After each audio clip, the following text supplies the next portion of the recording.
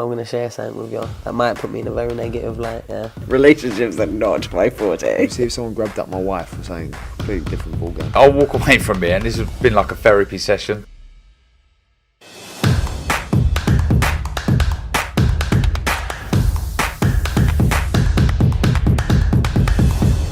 This is Joe Pugh for IFL TV, proudly sponsored by Everlast. Delighted to be joined here at the Rainham Boxing Club in Origin by the man himself, Mr. Johnny Fisher. How are we? I'm good, thanks, Joe. How are you, mate? All good? All good, mate. Just kind of refreshing myself from a crazy week last week. Saw you about that Misfits fight week. Obviously, Elbrook got the win against Faith Ordway. We'll start there. What do you make of all that Misfits crossover boxing? Yeah, listen, it's big, it's growing, it's massive. It's not going to go away. I think they've just done a multi-year deal with the Zone. So I think in life, not just in boxing, you've got to evolve or you get left behind. Listen, there's things I don't like about it. There's things that are pretty good about it in terms of the fans that they bring in and engaging with the audience, and they've all got big followings. But some of the boxing's atrocious, some of it's decent. You've got some guys who could probably do something good, but I feel like they need to come get some help from mainstream boxing to professionalise it a little bit more. But it's here to stay, and we've got to find a way to work with it rather than let it be two parallel things running against each other. Do you think the problem with it is some of the crossover stars take it more seriously than others? Like, for example, Elle, she's being trained by Mark Tibbs. She's always in the gym. You've had Malik Scott there, obviously Deontay Wilder's trainer, and then some people don't take it as seriously, and that's when it could get dangerous. Definitely, that's the one concern that I've got. Well, one of the concerns I've got. If you went into an amateur boxing gym and you said you'd never boxed before, you'd have to train for 6 weeks before they even let you spar, at least. So you've got guys who are training for 3-4 weeks, never had a fight in their life, and they're fighting someone else who's an unknown, who could be a wonder prospect or something like that, could come out and have like an unbelievable skill and power, and we just don't know. So it is very, very dangerous. So that is something that needs to be looked at, and that's why I think we need to get it under the regulations of someone with a little bit more professionalism. That being said, for the right money, would you get in there? Money isn't everything, you know. Money isn't everything. Listen, we all like a pound note. We all want to earn some money, but money's not everything. And I'm a professional boxer, and I'm here to try and make my mark here. I've got a long way to go. I've always said that. You probably look at every interview I've ever done. I've always said I've got a long way to go because I know where I am. But money isn't everything at the end of the day, and I want to earn the money in the right way as well. And for me, that will be through professional boxing. I want to speak to you about a sparring partner you had down here earlier this week, Moses Itauma. Yeah. Everyone is kind of speaking about him. Obviously, we know he wants to break Mike Tyson's record, but now you've been in the ring with him yourself, just how good is he? Yeah, we only done a couple of rounds, but he's very, very good. Very pressure fighter. Joe Joyce has sparred him as well, who I talk to a lot. Comes forward, you've got to be on your toes because he's strong. And he's only a young man himself. He's only just become a man, so be very excited to see how he does. A nice guy as well. Came down, had a good rapport, had a good air of confidence about him as well. So he's definitely one to watch. Obviously, it's hard to gauge from just those couple of rounds of sparring, but do you think he has the potential to potentially break Mike Tyson's record? So that was 20 years old, wasn't it? Yeah, I think he's 20 years old, 5 months or something like that. Calm down. We're not Sorry, I won't go to the exact days. It's not a competition.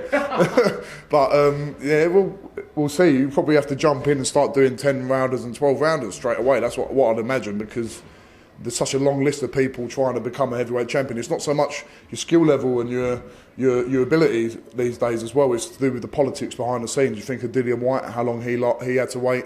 Joe Joyce still knocking on the door for a world title. So there's a long old queue, but maybe that bit of excitement with the fact there's a young guy coming through. Why not? If Moses believes he can do it and he's got the ability, he's definitely got the ability, well, why not? Fair play to him.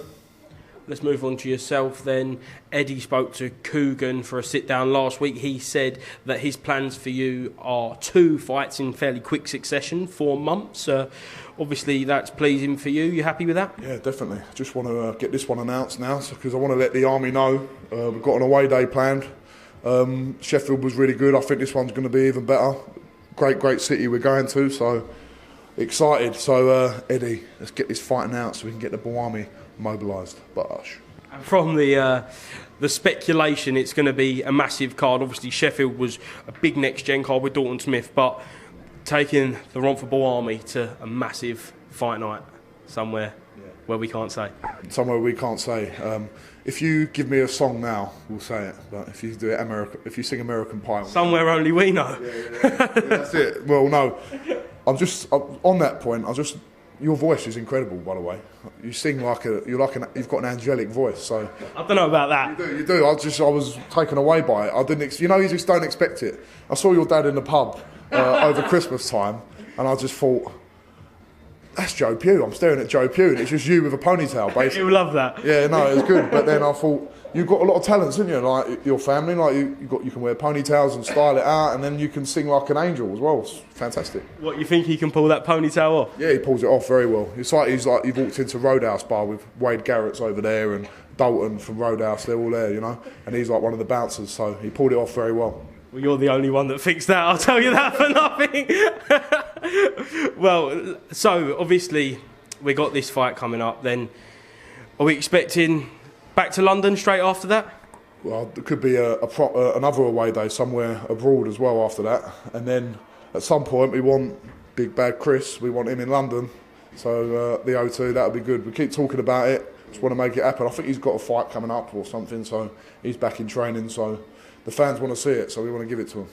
That's been so strange, that kind of Chris Lovejoy has been spoken about since like your second professional fight. Is it one of these things you just want to get out of the way now? Not that I want to get it out of the way, it'll be an amazing thing to do, because, listen, we don't know who he's fought, but all we know is he's had 21 fights and he's had 20 knockouts in them 20 fights, so to do that, you've got to have a bit of power about you, and you've got to be wary. I think it's a good, for an 8-rounder or a 10-rounder, I think it will be a good matchup. We're just moving into 8-rounders now, so that's the next step, and then you've got to find little ways to gradually improve and step it up, and someone with a name like that will give it a bit in the press conferences and stuff like that. It's all experience that you're building, so it'd be a good little marker for me. At the start we mentioned about crossover boxing. Someone who wants to enter the heavyweight division at the very top is Francis Ngannou. He's just left the UFC. What do you make of that as a heavyweight who's building himself up? Do you think he could step straight into that top mix of the heavyweight division? Yeah. He's got the profile to do it. He can do it. I've seen him spar Joe Joyce, and very comfortable for Joe Joyce, I must say. Very, very comfortable. But listen, today, and as you said, this crossover and personalities and celebrity style, he's got the following there. I'm sure people from UFC fans and boxing fans would love to see Francis square off against a Fury or a Joshua or something like that. And there's a lot of money to be made for them guys, so fair play to him if he wants to do it. And another thing, he might not have the skill level of these boxers, but one thing for sure, he can definitely punch, so why not give it a go? Realistically, though, would it be competitive if he was to fight someone, say, Tyson Fury, USYK? No, it wouldn't be competitive. And Tyson Fury said that himself in a podcast. I remember watching it 6 months ago or a year ago. He said, listen, I'd give Francis Ngannou a good fight. I'm not saying I'll beat him, but I've got a good chance of getting to him. So that's not me calling Francis Ngannou out, by the way. Let's see it after Lovejoy. Yeah, no, after Lovejoy we'll go straight in for Francis. But what I'm saying is there's levels to the game. If I went in UFC, someone would probably choke me out in the first second. I'd be like, bloody hell, what's going on? But I think if you're a good striker and you can fight and you're a boxer, I think you can take on most people in combat sports. So, yeah, it's going to be tough to cross over into be the top of the heavyweight division, definitely.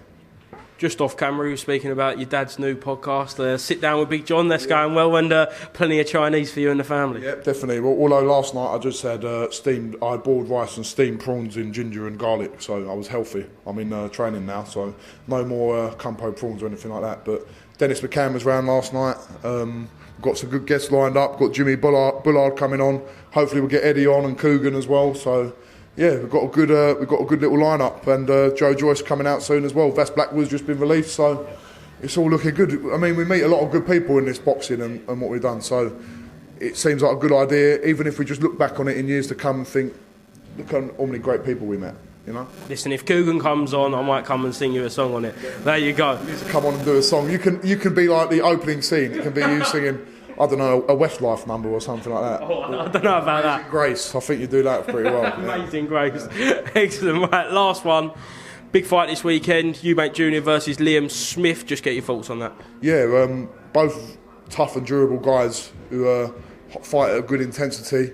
For me, I think Liam Smith's a great fighter. I've met him a couple of times.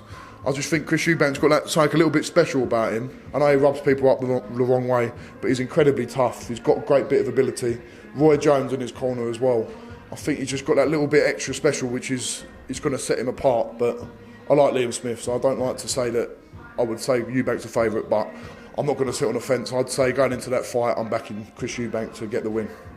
Excellent, Johnny. Thank you very much for being to IFL TV. Let's get this fight announced, then we'll come on and speak about it again, have a proper announcement. Definitely, Joe. All the best, mate. Thanks for talking to me. Cheers, mate.